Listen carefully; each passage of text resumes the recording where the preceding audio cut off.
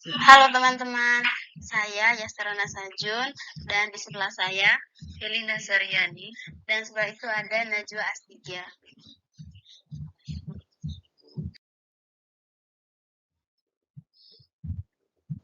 Hari ini kami akan menjelaskan tentang perubahan ekuitas entitas anak. Dalam perubahan ekuitas entitas anak ada 3 yang akan kami bahas. Yang pertama adalah transaksi penjualan saham tambahan ekuitas anak. Dan yang kedua, ada penarikan saham ekuitas anak dan peredaran. Dan yang ketiga, ada kombinasi bisnis entitas pengendalian.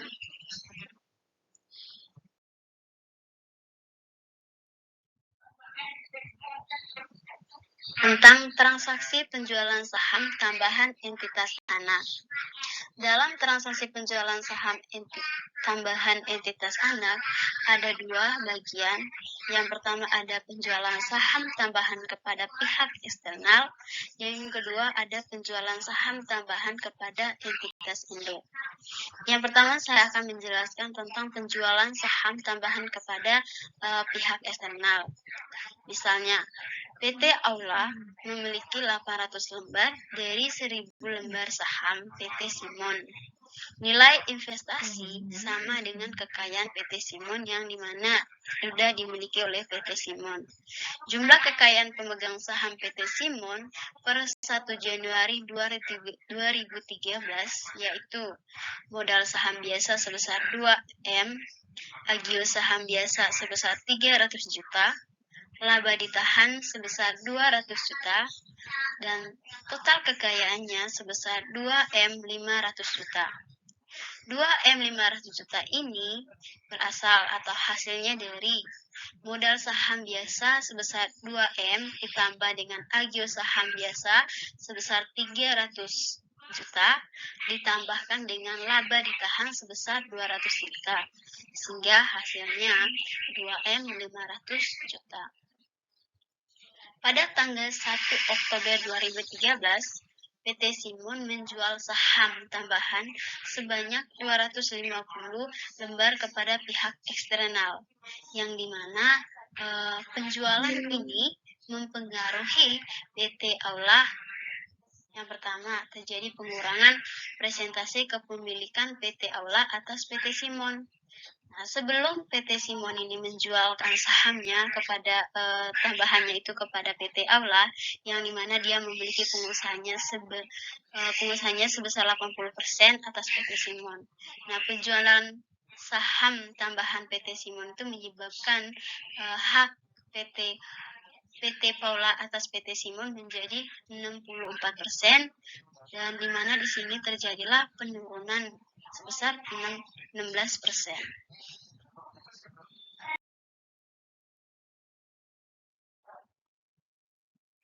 perubahan jumlah kekayaan entitas anak yang dimiliki induk. Nilai buku kekayaan pemegang saham PT Simon per 1 Oktober adalah 2,95 miliar, yakni kekayaan awal ditambah laba hingga tanggal 1 Oktober 2013 sebesar 450 juta. Nilai buku per lembar saham adalah 2,950 untuk saham yang beredar sebanyak 1 juta lembar. Apabila PT Simon menjual saham tambahan pada harga yang sama dengan nilai bukunya yaitu 2,950 per lembar atau total harga 737.500 juta, tidak ada perubahan jumlah kekayaan PT Simon yang dimiliki PT Paula yang dapat dijelaskan dengan perhitungan sebagai berikut. Sebelum penjualan, 80% dikali 2,95 miliar yaitu 2.360 juta. Sebelum penjualan, 64% dikali 2,95 miliar ditambah 737,5 juta sebesar 2.360. Apabila PT Simon menjual saham tambahan yang berbeda dengan nilai bukunya, hal ini akan mempengaruhi jumlah kekayaan entitas anak yang dimiliki induk. Misalkan PT Simon menjual saham tambahan di atas nilai buku, yakni dengan harga per lembar 3.000 atau total harga 750 juta, yaitu 250.000 dikali 3.000. Penjualan saham tersebut menyebabkan sisi ekuitas PT Simon menjadi 3,7 miliar atau 2,90 miliar ditambah 750 juta. Perubahan ekuitas ini berdampak terhadap entitas induk sebagai berikut. Sebelum anak menjual saham, 80% dikali 2,90 miliar yaitu 2 miliar 360 juta. Sebelum penjualan saham anak, 64% dikali 3,7 miliar yaitu 2 miliar 368 juta. Kenaikan kekayaan sebesar 8 juta.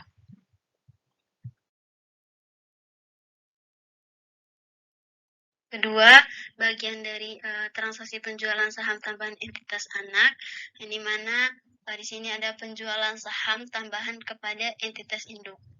Misalkan dalam kasus PT Paula dan PT Simon, penjualan sebesar 250.000 saham tambahan PT Simon seharga 750 juta yang dimana dilakukan kepada induk.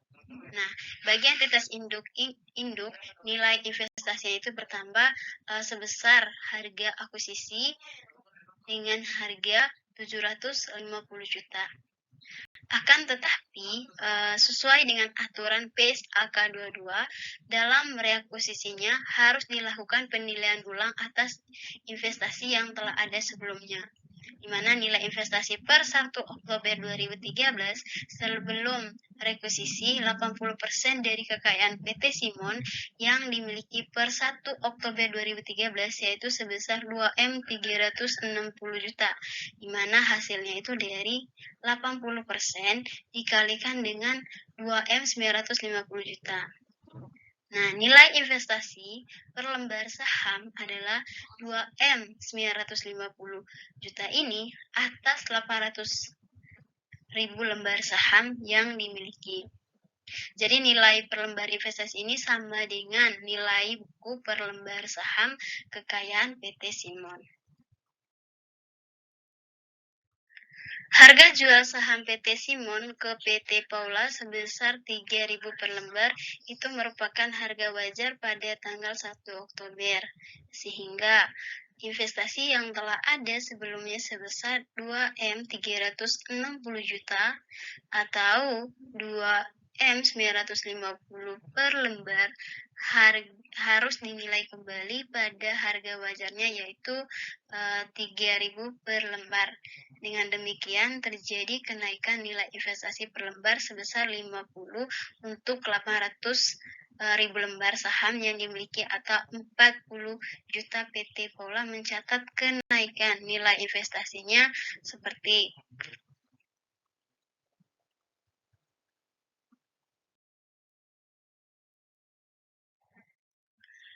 jadi untuk jurnalnya, investasi dalam saham PT Simon 40 juta di bagian debit, keuntungan penilaian investasi di bagian kredit sebesar 40 juta. Dan nilai investasi setelah rekuisisi tanggal 1 Oktober adalah investasi sebelum rekuisisi sebesar 2M 360 juta, rekuisisi sebesar 750 juta, penilaian investasi sebesar 40 juta. Jadi nilai investasi 1 Oktober 2013 sebesar 3M 150 juta. 3M 150 juta ini didapatkan dari mana? Dari investasi sebelum rekuisisi sebesar 2.360 juta ditambahkan dengan rekuisisi sebesar 750 juta ditambahkan dengan penilaian investasi sebesar 40 juta sehingga total nilai investasi 1 Oktober 2013 sebesar 3M 150 juta.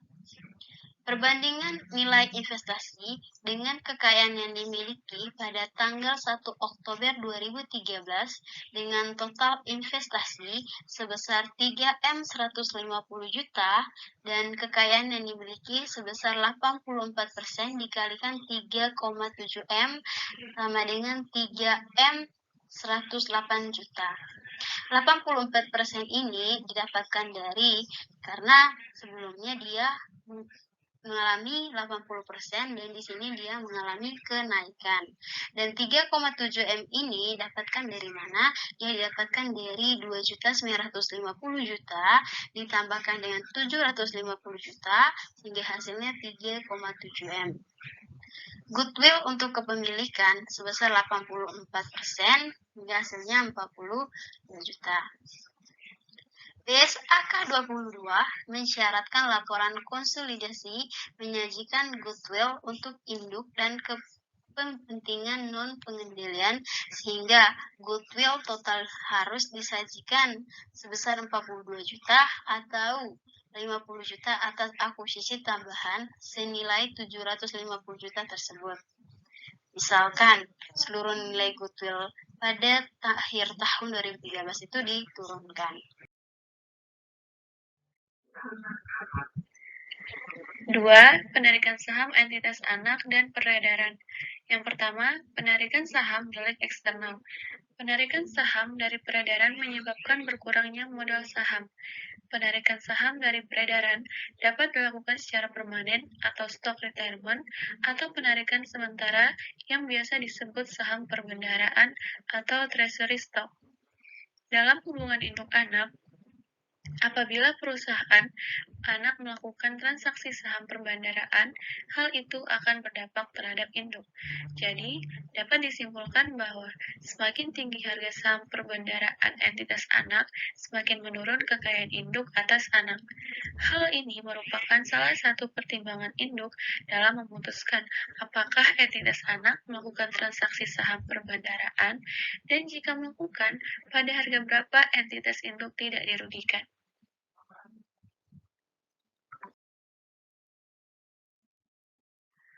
Yang kedua, penarikan saham milik individu.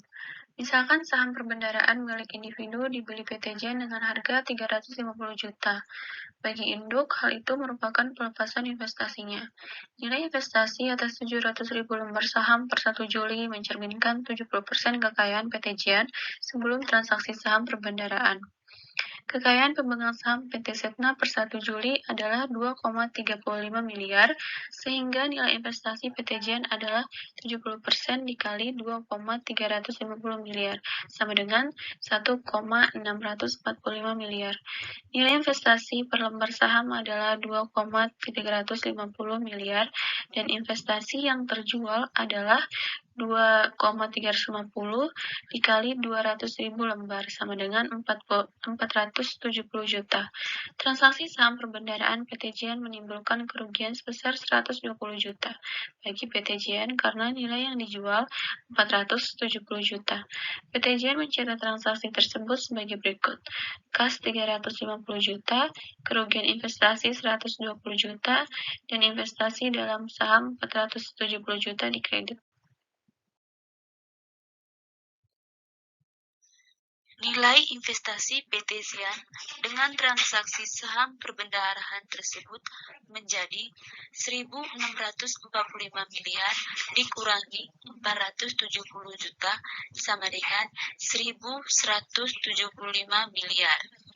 Jadi, presentasi kepemilikan PT Jen atas saham PT Jen menjadi 62,5% akibat transaksi saham perbendaharaan tersebut, karena PT Jen kini hanya memiliki 500 lembar dari 800 lembar saham beredarnya PT Jen. Kekayaan PT Jen yang dimiliki setelah transaksi saham perbendaharaan adalah sebagai berikut. Yang pertama, sebelum transaksi perbendaharaan sebesar 70% dikalikan dengan 2,35 miliar sama dengan 1.645 miliar. Yang kedua, setelah transaksi perbendaharaan sebesar 62,5% dikalikan dengan 2 miliar sama dengan 1.250 miliar. Yang ketiga, penurunan kekayaan sebesar 395 miliar. Yang berikut kombinasi bisnis entitas pengendalian. transaksi antara entitas anak dan entitas induk yang mengubah presentasi kepemilikan induk atas akuisisi ketentuan PSAK 40 tahun 1997, yakni entitas anak menjual saham tambahan kepada induk dan anak menarik saham dari peredaran milik induk. Ketika entitas anak menjual saham tambahan ke induk, dari sudut pandang induk hal itu merupakan rekuisisi atau akuisisi tambahan. Dalam akuisisi tambahan tersebut, goodwill atau diskon pembelian akan diakui jika harga akuisisi tambahan melebihi atau lebih kecil dari wajar entitas anak. Sebaiknya, transaksi saham peredaran anak milik induk dalam sudut pandang induk merupakan pelepasan saham atau devistasi. Dalam devistasi tersebut diakui untung rugi pelepasan saham, akan tetapi dalam hubungan induk anak, apabila satu induk mengendalikan lebih dari satu anak, dapat terjadi peristiwa di mana transaksi saham peredaran suatu entitas anak atas saham yang dimiliki induk diikuti dengan penjualan saham tambahan anak yang akhirnya kepada induk. Dari sudut pandang induk, ada dua transaksi yang terjadi, yakni pelepasan saham atau devistasi saham anak dan transaksi rekuisisi atau akuisisi tambahan atas entitas anak lainnya. Sekian materi tentang perubahan entitas-entitas anak. Semoga bermanfaat. Terima kasih. Bye-bye.